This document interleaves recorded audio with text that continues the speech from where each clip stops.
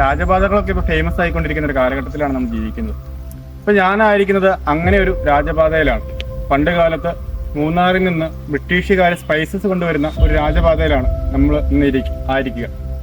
എൻ്റെ പുറകെ കാണുന്ന ദൃശ്യത്തിൽ നിങ്ങൾക്ക് കാണാം, ഇതായിരുന്നു പണ്ട് മൂന്നാറിൽ നിന്ന് സുഗന്ധവ്യഞ്ജനങ്ങളും മറ്റ് സാമഗ്രികളും നമ്മുടെ നാട്ടിലേക്ക് എത്തിക്കൊണ്ടിരുന്ന വഴി. ഇപ്പോൾ അത് അടച്ചിട്ടിരിക്കുകയാണ്.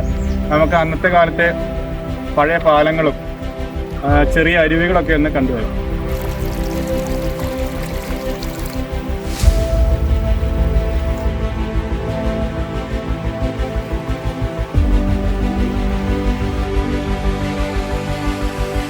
ദൗർഭാഗ്യവശാൽ ഇപ്പോൾ ഈ വഴി ഇവിടം കൊണ്ട് അവസാനിക്കുകയാണ്, താൽക്കാലികമായിട്ടാണെങ്കിൽ. കാരണം ഇവിടെ ഫോറസ്റ്റ് ഓഫീസേഴ്സ് അല്ലെങ്കിൽ ഫോറസ്റ്റ് ഡിപ്പാർട്ട്മെൻറ്റ് ഈ വഴി അടച്ചിട്ടിരിക്കുകയാണ്.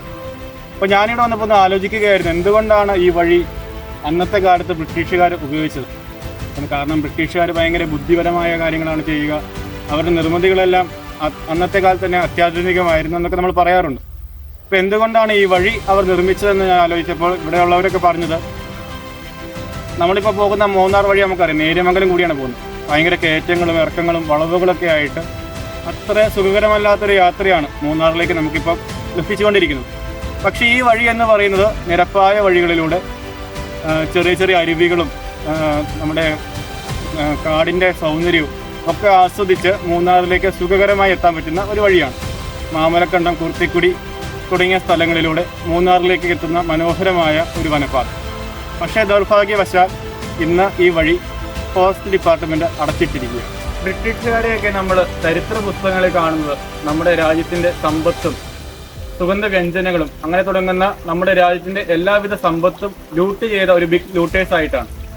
അങ്ങനെ നമ്മുടെ നാട്ടിലെ മൂന്നാറിൽ നിന്നും സുഗന്ധവ്യഞ്ജനങ്ങളും മറ്റും കടത്തിക്കൊണ്ടുപോകാൻ അവരുപയോഗിച്ചിരുന്ന ഒരു പാലത്തിലാണ് ഞാനിപ്പോൾ ഇരിക്കുക.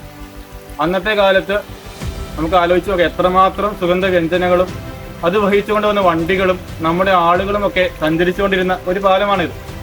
മൂന്നാറിൽ നിന്നും വനപാതയിലൂടെ ഈ പാലം കടന്നാണ് നമ്മുടെ നാട്ടിലേക്ക് വണ്ടികളും മറ്റും പ്രവേശിച്ചിരുന്നത്. അപ്പോൾ എന്നെ അത്ഭുതപ്പെടുത്തുന്നത് ഈ പാലത്തിൻ്റെ ഒരു എൻജിനീയറിംഗ് സ്കില്ലാണ്. നമുക്ക് ദൃശ്യങ്ങൾ കാണാൻ സാധിക്കും, എൻ്റെ പുറകിൽ പുതിയൊരു പാലമുണ്ട്. പക്ഷെ അത് ജീർണിച്ച അവസ്ഥയിലാണ് ഇപ്പോൾ. പക്ഷേ ഈ പാലം ഇപ്പോഴും അന്നത്തതുപോലെ തന്നെ സ്ട്രോങ് ആയിട്ട് അവർ ബിൽഡ് ചെയ്ത ക്വാളിറ്റി മെച്ചമായതുകൊണ്ട് തന്നെ ഇപ്പോഴും അത് സ്ട്രോങ് ആയിട്ട് നിൽക്കുകയാണ്. ഫോറസ്റ്റ് ഓഫീസേഴ്സിൻ്റെ ഈ ഒരു മുന്നറിയിപ്പ് മൂലം നമുക്ക് നഷ്ടമായത് മൂന്നാറിലേക്കുള്ള സമാന്തര പാതയാണ്. ഇപ്പം നമുക്ക് ദൃശ്യമാധ്യമങ്ങളിലൊക്കെ മൂന്നാറിൻ്റെ കവാടം എന്ന് പറയുന്നത് നേര്യമംഗലം പാലമൊക്കെയാണ്. പക്ഷേ അതിലും മനോഹരമായൊരു സമാന്തര പാത ഈ തൊട്ടടുത്ത് തന്നെ നമ്മുടെ പൂയംകുട്ടിയിൽ നിന്ന് ആരംഭിക്കുന്നുണ്ട്. 2018 പ്രളയകാലത്ത് അവിടെ ദുരിതമനുഭവിച്ചവർക്ക് സഹായം എത്തിക്കാൻ സാധിക്കാത്തത് ഇങ്ങനൊരു പാത അന്ന് തുറന്നു കിട്ടാത്തതുകൊണ്ട് മാത്രമാണ്. അതുകൊണ്ട് ഭാവിയിൽ ഈ പാതയും നമുക്ക് സഞ്ചാരയോഗ്യമാകുമെന്ന് പ്രതീക്ഷിക്കാം.